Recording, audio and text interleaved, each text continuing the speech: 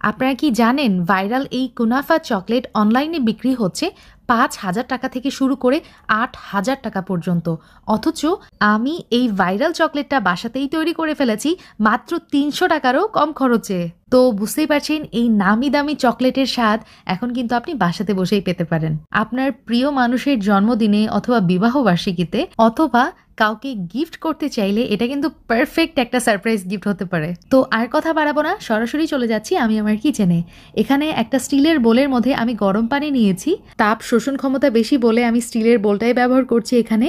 এখন আমার লাগছে হোয়াইট চকলেট। আমি এখানে 1/3 কাপ ব্যবহার করেছি। কেক তৈরির ইনস্ট্রুমেন্ট যেই দোকানগুলো থেকে আপনারা সাধারণত কিনে থাকেন সেখানেই কিন্তু খোঁজ করলে এই হোয়াইট চকলেট মোল্ড আপনারা পেয়ে যাবেন।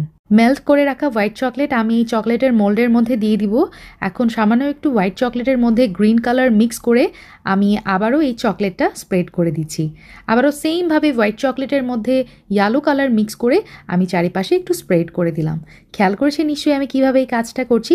এখন এই মোল্ডটা আমি নর্মাল ফ্রিজে রেখে দিব 15 মিনিটের জন্য। এখন একটা ব্লেন্ডার জারে আমি পেস্তা বাদাম নিয়েছি, মানে সবুজ বাদাম যেটা।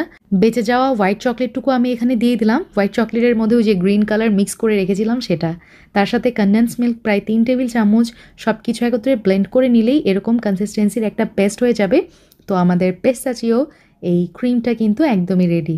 এখন একটা প্যানের মধ্যে আমি বাটার নিয়েছি 1 টেবিল স্পুন। তার সাথে দিয়ে দিলাম 1/3 কাপ পরিমাণ এখানে সেমাই।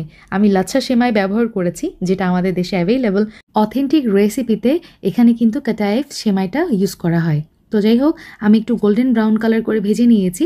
তারপরে এই যে পেস্তার এই ক্রিমটা দিয়ে দিব আর সেমাইয়ের সাথে খুব ভালো মতো মিক্স করে নিব। তো দেখতেই পাচ্ছেন এরকম কনসিস্টেন্সি হয়েছে আমার, পারফেক্ট।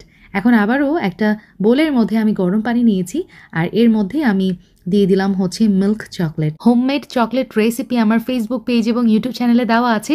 রেসিপি লিঙ্ক এই ভিডিওর কমেন্ট বক্স এবং ডেসক্রিপশন বক্সে দিয়ে রাখবো। আমি এই যে মিল্ক চকলেট খুব সুন্দর করে আমি মেল্ট করে নিয়েছি। এখন এই যে আমার এই চকলেটের মোল্ডের মধ্যে আমি এই মিল্ক চকলেটটা স্প্রেড করে দিব।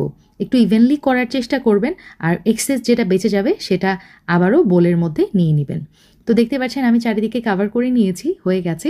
আবারও আমি এভাবে প্রায় 15 মিনিটের জন্য নর্মাল ফ্রিজে রেখেছিলাম।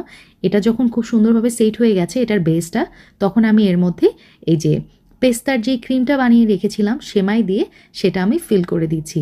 তো হয়ে গেছে। এখন এর উপরে আমি দিয়ে দিচ্ছি হচ্ছে মেল্টেড চকলেট, দিয়ে চারিপাশে আমি কাভার করে দিব, একদমই কিছু অংশ যেন বাদ না থাকে। তো এভাবে আমি কাভার করে আবারও এটা নর্মাল ফ্রিজে রেখে দিয়েছি প্রায় 2 ঘন্টার জন্য।